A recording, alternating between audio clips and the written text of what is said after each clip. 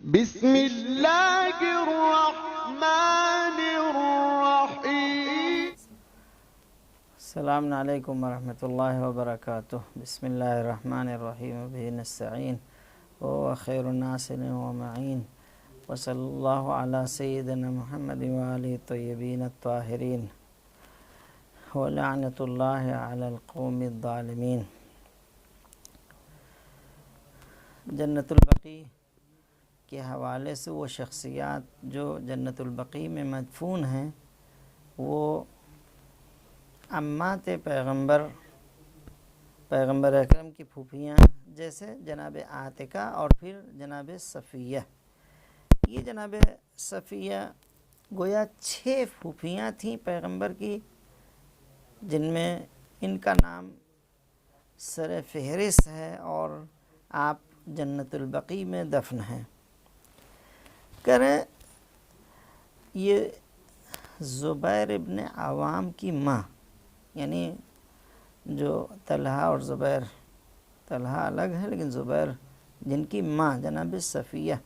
بہت زیادہ جناب عبد المطلب کی بیٹی ہیں۔ یہ عظیم المرتبت خاتون، بڑی شخصیت میں ایک ان کا شمار ہوتا ہے۔ کہتے ہیں ایمان اور یقین اور اعلیٰ اخلاق، صبر و استقامت کے گہرے نقوش آپ نے اس دنیا میں چھوڑے۔ آپ کی خاندانی شرافت اور جو نسبتی عظمت ہے، بہرحال یہ آپ کی ممتاز شخصیت کی نشاندہی کر رہی ہیں، اور اس اعلیٰ درجے پر آپ کا مرتبہ، آپ اس اعلیٰ درجے پر فائز، یہاں تک کہ جب ہجرت کا وقت آیا اور پیغمبر اکرم اکیلے چلے گئے، لیکن بعد میں مولا امیر المؤمنین سے کہا اے علی میں جب پہنچ جاؤں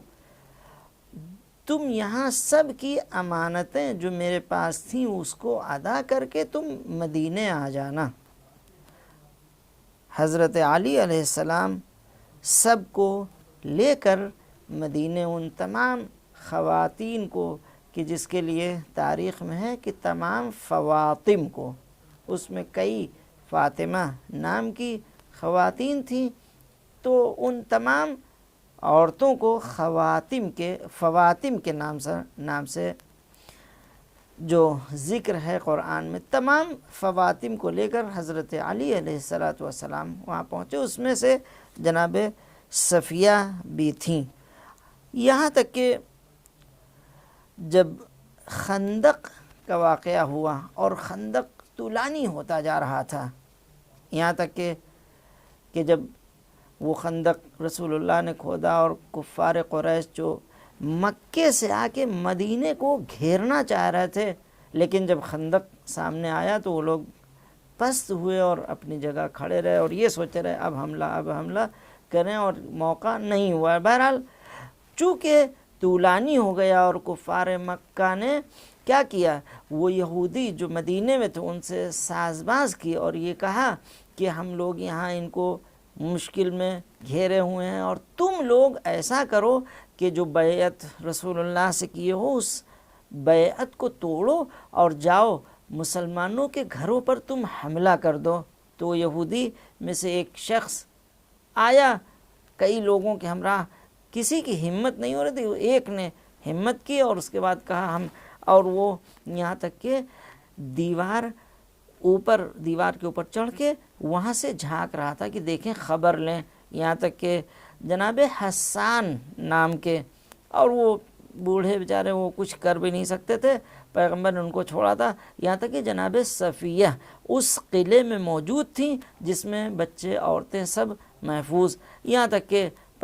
جناب صفیہ نے حسان سے کہا دیکھو وہ یہودی چڑھ رہا ہے اور یہ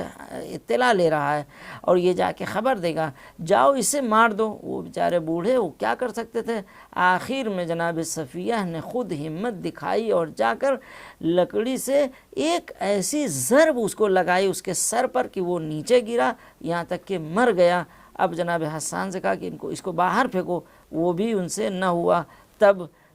کچھ خواتین کا سہارا لے کے اس کو غائب کر دیا، یہاں تک کہ جناب صفیہ کی یہ شجاعت اور یہ ہمت تھی کہ جس کے ذریعے سے آپ نے یہ کام کیا، ورنہ وہ یہودی جا کے خبر دیتا اور پھر شاید اس مدینے میں لوگ حملہ کر دیتے، اس لیے کہ سارے مرد جوان لڑنے والے خیبر وہاں خندق میں تھے، یہاں کیا ہوتا، لہٰذا اس خاتون نے اپنی شجاعت دکھائی اور پھر آپ نے یہاں تک کہ آپ